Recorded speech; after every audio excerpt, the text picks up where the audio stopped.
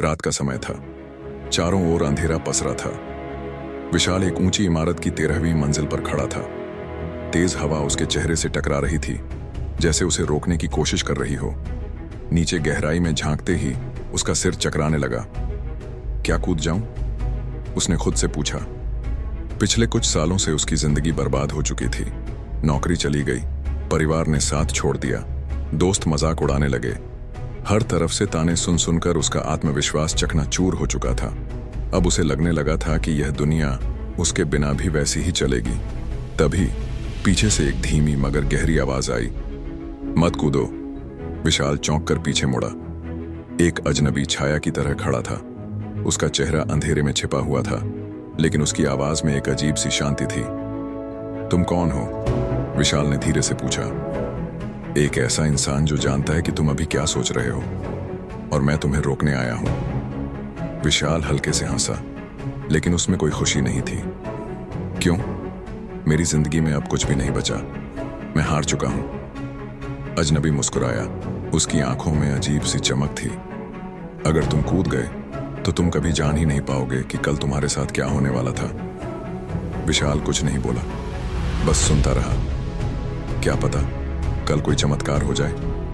विशाल ने आंखें बंद कर ली।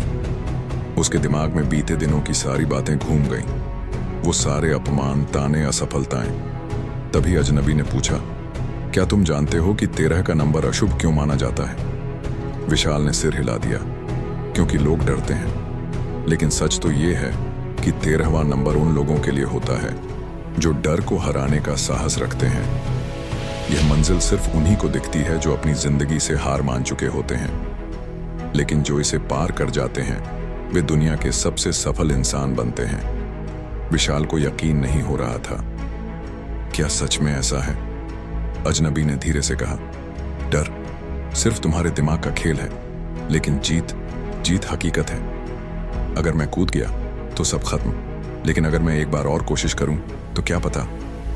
विशाल ने गहरी सांस ली और धीरे धीरे पीछे हट गया। अचानक जब उसने फिर से उस अजनबी को देखने के लिए मुड़कर देखा तो वहां कोई नहीं था। वह आदमी कहां गया? चारों ओर बस सन्नाटा था।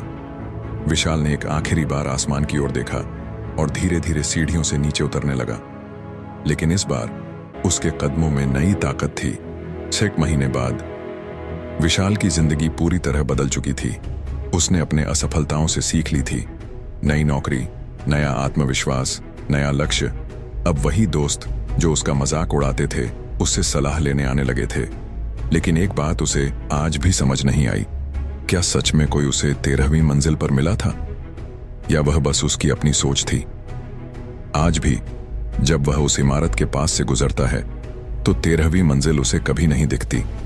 हर इंसान की जिंदगी में एक 13वीं मंजिल आती है, एक ऐसा मोड़ जहां सब खत्म सा लगता है, लेकिन जो डर के उस पार जाने की हिम्मत करता है वही असली विजेता बनता है। अब तुम सोचो, क्या तुम अपनी 13वीं मंजिल पार कर सकते हो?